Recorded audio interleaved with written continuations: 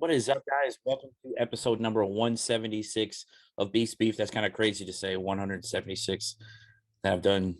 Actually, I can't say I've done all 176 because there was one episode. If you're a long-time listener, you'll know that I didn't do one of my episodes because I was out of town. But I got a great interview for you guys today. I mean, I guess you can kind of see who it is right there. But before all that, I want to get to my sponsors. First sponsor, obviously, is Crystal Lackey at Stockton Mortgage. Crystal has been with me since pretty much the beginning of the podcast. She's been with me since I started actually getting sponsors. She was my first sponsor, been my longest one, and I can't really put into words how appreciative I am of her sponsoring me. But get with my friend Crystal Lackey at Stockton Mortgage if it's any of your home loan needs, mortgage needs, anything that goes into the home buying process. Crystal can help you out. Give her a call at 502-615-0743. Again, it's Crystal Lackey at Stockton Mortgage, 502-615-0743. Stockton Mortgage is an equal housing lender, MLS number 8259. Crystal Lackey, MLS number 1735979.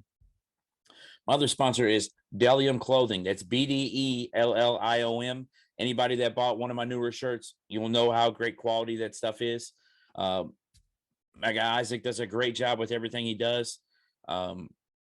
He actually told me he's doing a fashion show here in April coming up. So it's in downtown Louisville next to the Science Center. Delium is men's and women's minimalistic brand that focuses on modern aesthetic and quality.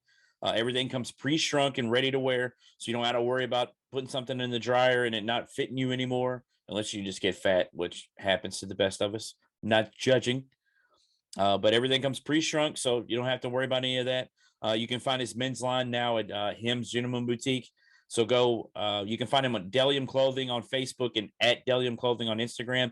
Go give him a follow. Go give him a like.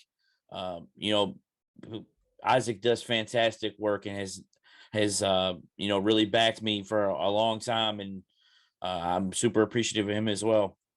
And last but certainly not least, Mike and Cheese. Best mac and cheese in town, free delivery to Louisville and Southern Indiana. They have backed off doing it as much. I know he is still working some things per request if he is available. It's a $15 minimum. Give them a call at 502-548-6845. Make sure you try the Beef Pizza Mac and tell them that I sent you. Today's interview, if the sign didn't give it away, I'm not like Vanna White. I'm not very good at doing this. There it is. Larry OBannon. I texted with Larry last week after the hire of Kenny Payne and, kind of got his thoughts. And I said, why don't I have you on the podcast to talk about that?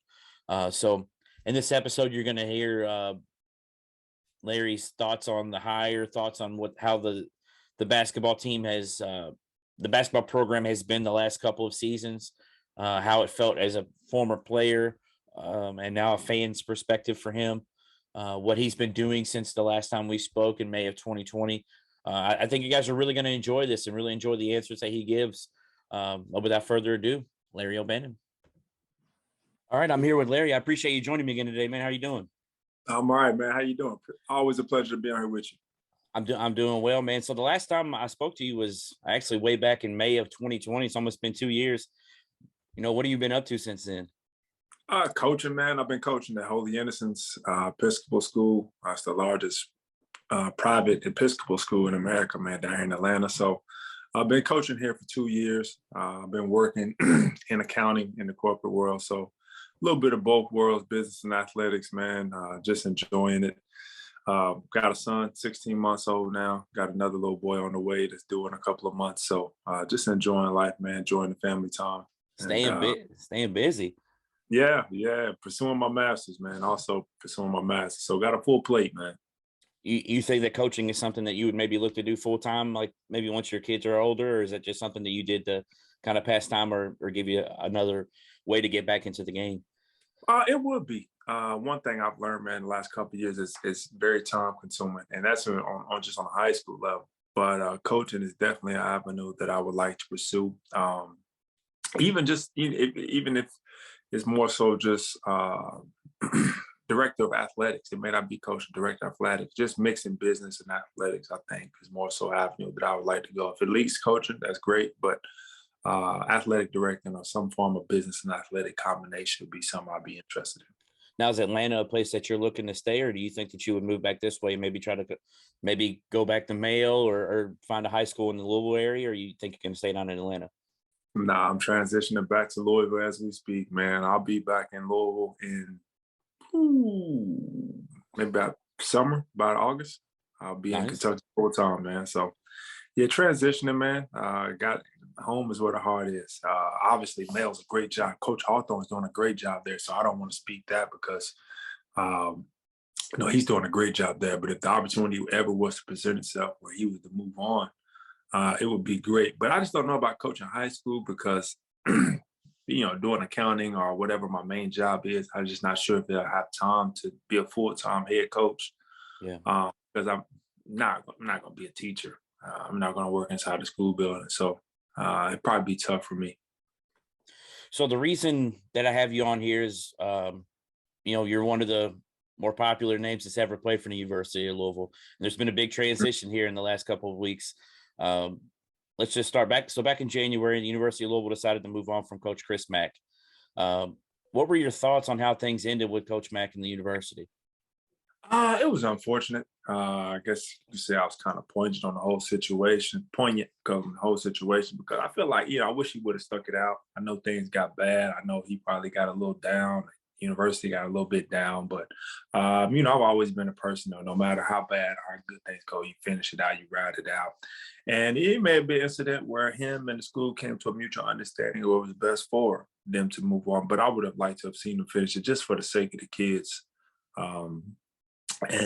But you never know, man, just not being there, you never know what really goes on. So it was kind of disappointing. And, Coach Piguis stepped in. I thought he did a heck of a job for picking up the scraps, the way he did. But obviously time passes, things move on. And, I wish him nothing but the best moving forward. Were you able to have any contact with Coach Mack during his time when he was here? Yeah, we would speak off and on. He would ask me different points in town, like, come in and talk to the kids, or if I ever wanted to come in and practice and play against them. We spoke about different things, talked about different coaching opportunities. So we spoke here and there, but he was always genuine, always nice guy to me, man. So, nothing but, good things to say about Coach Mack. Unfortunately, it just didn't work out for him coaching wise, but as a guy, he was always, genuine, pretty good guy for me.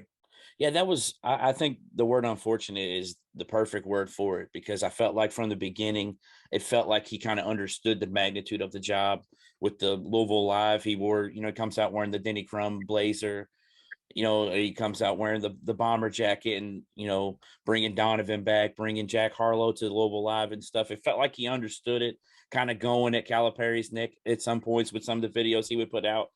But what would you say happened for him to lose the team the way he did? Because it felt like, honestly, at the end, the team just wasn't responding to him. What, man, it's hard to say. From the outside, just like you, it's all speculation. I think there were some things where the leadership on the team may not have been the best.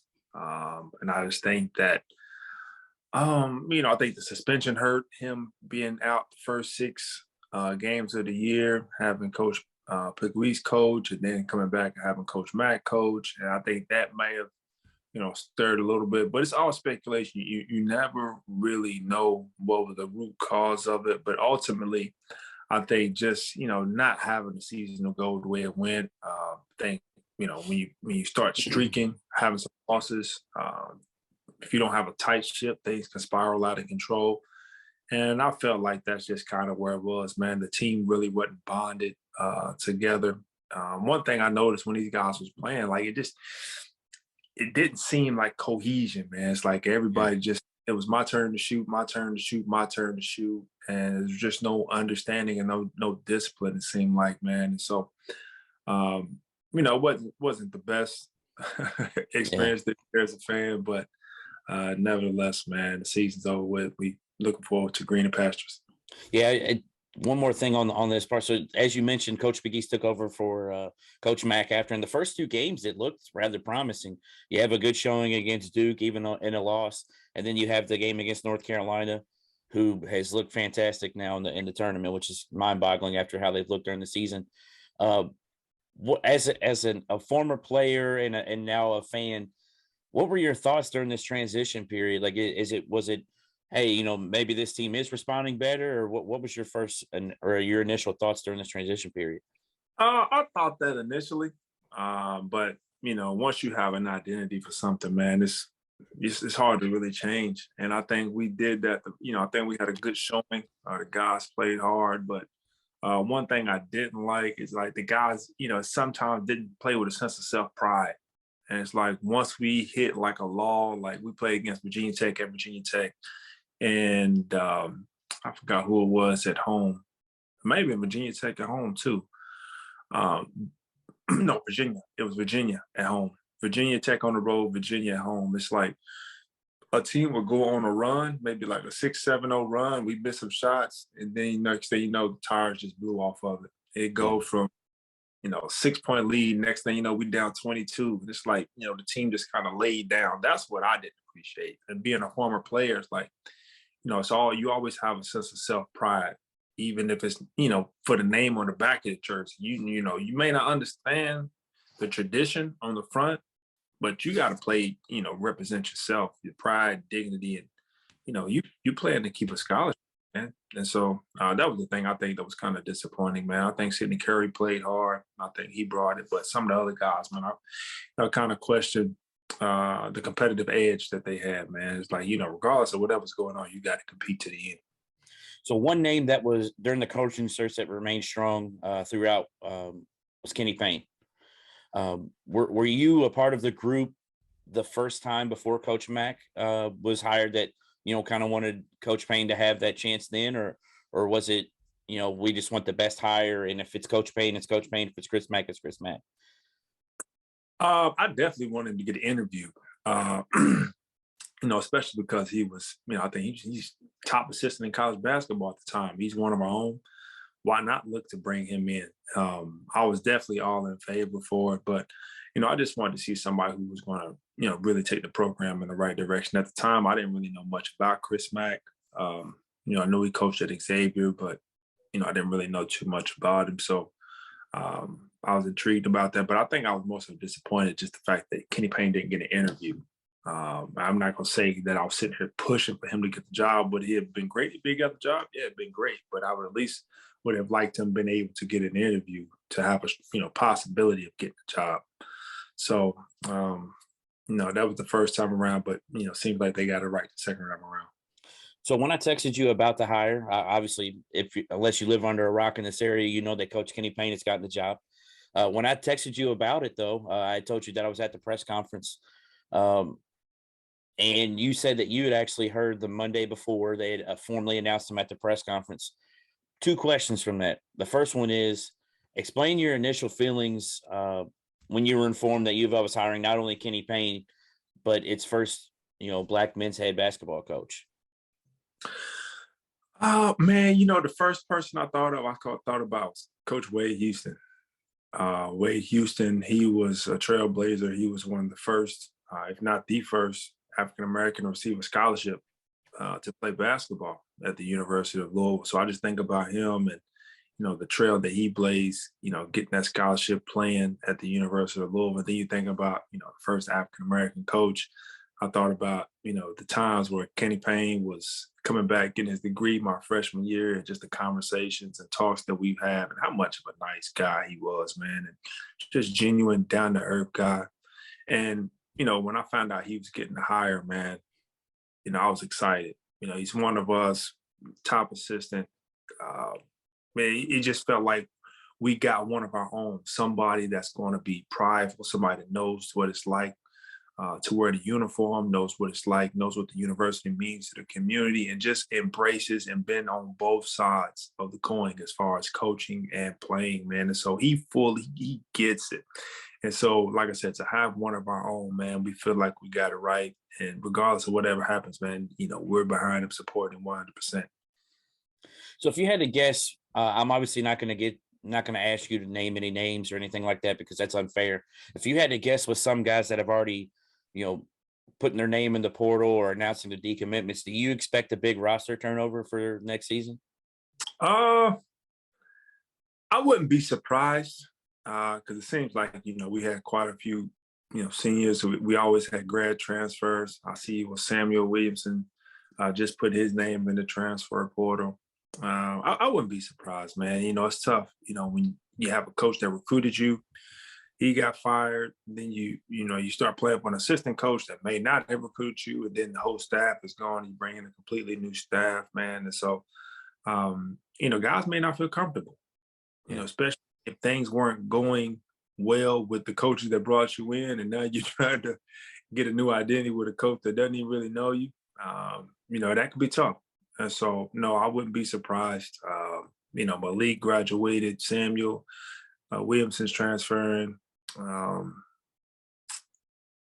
I wouldn't be surprised, man. I wouldn't be surprised. Like I said, everybody's, probably wants a fresh start, fresh opportunity. I wouldn't be surprised at all. I would like to see some of the local kids stay. Obviously, I'd like to see Sid and Curry stay. It was good to see him blossom and start to reach his potential once given the opportunity to play. But a lot of guys probably going to seek other opportunities elsewhere.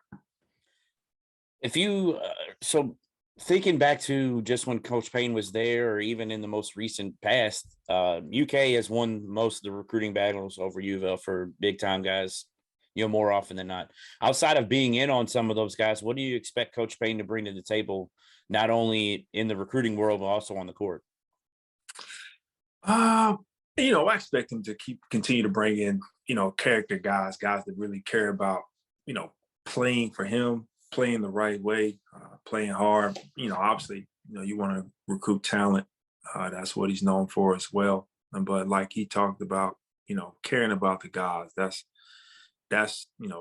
type of guys you want to bring in, good quality guys that going to be good for the team. I think you've seen this year when you kind of have some some knuckleheads a little bit, how it can kind of rock the team and keep things unstable. So you don't want to recruit those type of guys. As far as on the court, what kind of coach he's going to be, I think he's going to be great, man. He's been around some of the top-notch coaches. He coached for Ernie Kent, did a great job out in Oregon, did a tremendous job. He's been around Calipari, who's had tremendous talent. I'm not so much on Calipari's X's and O's, but I hear he's a pretty good motivator. He's been around Tom Thibodeau, who's one of the great defensive minds in the NBA.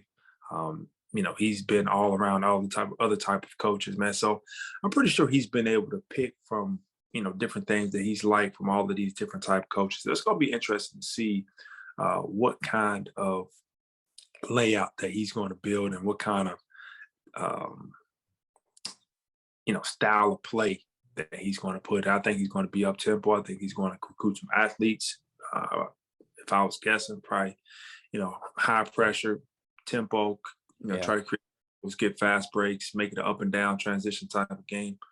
That's what I would assume. But it's going to be interesting to see because I think, and Denny Crum, I didn't even mention Denny Crum, the person that recruited him, the things that he took from Denny Crum. So I'm pretty sure we'll see, sort of a hybrid type of style, but I definitely think it'll be more so up and down transition, more fast paced.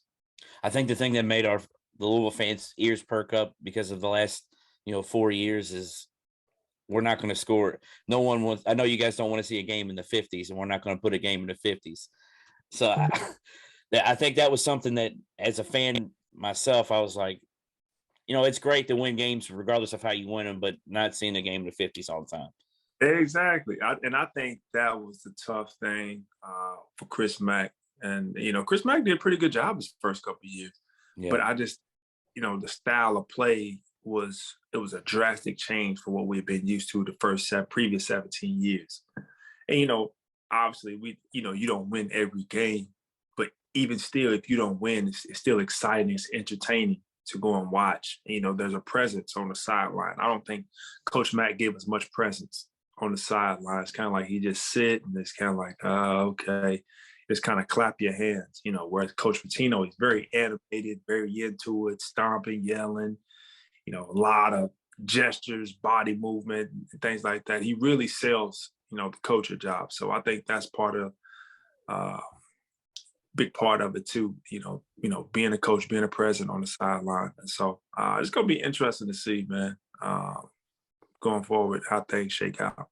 So speaking on Coach Pitino, let's go into a little bit of the NCAA tournament. A team that, Coach Pitino is very familiar with. This is St. Peter's team. Kind of give your thoughts. I mean, obviously, as a Louisville fan and a former Louisville player, I'm sure it didn't upset you to see them upset Kentucky in the first round, like it didn't upset me. But kind of speak on what you see in their game if you've gotten to watch them very, very much. Like, this team seems like they were built for March. It's kind of insane, really, to watch them. The great part about it is they got guys that can put it on the deck, beat you off the dribble. They space you out. They play hard. They play with an edge. They play with a chip. And they create off the bounce, man. They don't turn the ball over. They execute their plays well. Something about March, man, when that sense of urgency kicks in, where it's like, okay, we gotta execute. There's no tomorrow. There's no we'll get it right in practice or take off this game. No, there's urgency. There's a sense of perfection that kicks in, man, and they seem to be executing on that heightened sense of perfection that kicks in when you get to March, man. So. I think some of the other teams, they know that St. Peter's, like let's take Purdue, for example. They like, oh, okay, they beat Kentucky, but maybe it was just that one night. And so they capable, but you still kind of like, they ain't gonna do it twice in a row. And before you know it, you don't have that top sense of urgency like you normally would if you're playing a Kentucky, which is, natural. Like you playing St. Peter's, like, oh, okay, we just gotta make sure we play our game. Like, no, you gotta be on top of your game. Can't just play your game. You gotta be on top of your game. And, whereas if you play in a UCLA or Kentucky or Kansas or Blue Bloods, like, that little sense of fear that keeps you on top of your toes, man, is just, it's there when you play them. Like, if you don't bring it, it's a loss. You might get embarrassed. You don't have that little sense of fear with St. Peter's because, you look at them as a small mid-major school from the Mack, but looking at what they do now, you better have that little sense of fear tingling in your stomach. Yeah, I've not seen a team that's taken on the attitude of their coach more recently than this St. Peter's team with Shaheen Holloway. I mean, I didn't know. I mean, I've learned more and more about him. I obviously remembered him playing for Seton Hall a little bit, but I didn't realize he was a McDonald's All-American with Kobe and Steven Jackson. I didn't realize he won the MVP of the McDonald's All-American game either until I just saw a clip today. And Steven Jackson was not happy about that.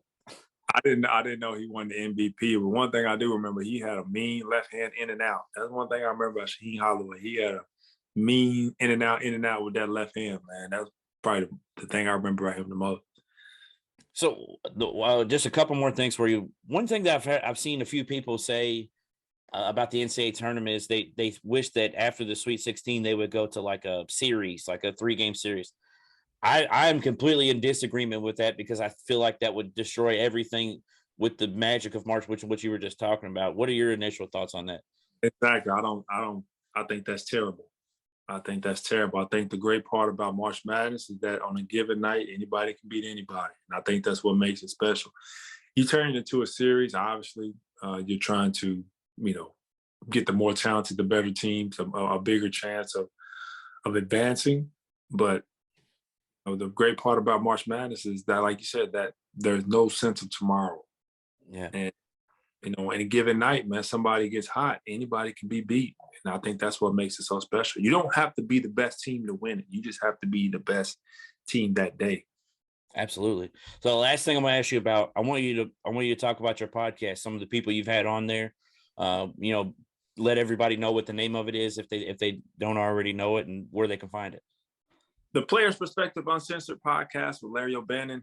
You can find it on YouTube. We have our Players Perspective Uncensored podcast channel. You can find us on all podcast platforms, Anchor, Apple Podcasts, Spotify, everything. Google Podcasts. You can find us everywhere. And so tomorrow we got Eric Crawford coming out. We had a great talk with Eric Crawford just about the state of the university, the hiring of Coach Payne. We've had Rajon Rondo, we've had Wade Houston, we've had Samaki Walker, we've had Eric Sullivan, we've had Derwin Webb, we've had a great Daryl Griffin. We've had a great cast of interviews on our podcast, man. So make sure you go and check it out. Like I said, we come out probably. I just finished coaching. We'll probably start doing it more weekly now that I have a little bit more time. So look forward to it. Make sure you guys go and check it out. I got to ask you a question about that.